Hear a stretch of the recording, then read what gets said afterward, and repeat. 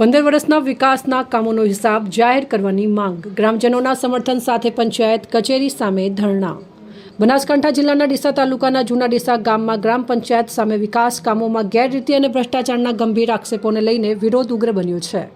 ગામના યુવાન વસીમ ચાવડા પોતાના સમર્થકો અને ગ્રામજનો સાથે ગ્રામ પંચાયત કચેરી સામે ભૂખ હડતાલ પર બેઠા છે. છેલ્લા 15 વર્ષ દરમિયાન ગામના વિકાસ માટે ફાળવેલી સરકારી ગ્રાન્ટના ખર્ચ અંગે પારદર્શક હિસાબ જાહેર કરવામાં આવે તેમજ થયેલા તમામ વિકાસ કામોની નિષ્પક્ષ તપાસ કરવામાં આવે તેવી માંગ સાથે આંદોલન શરૂ કરવામાં આવ્યું છે.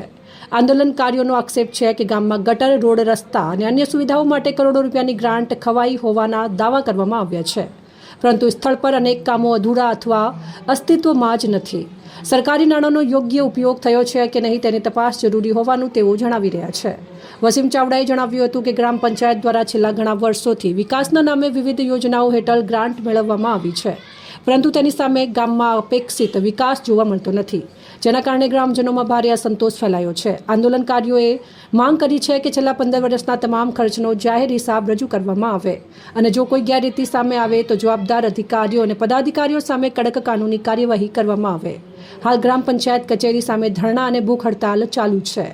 આંદોલનકારીઓએ ચેતવણી આપી છે કે જો તેમની માંગણીઓનો યોગ્ય નિકાલ નહીં આવે તો આગામી દિવસોમાં આંદોલનને વધુ ઉગ્ર બનાવવામાં આવશે.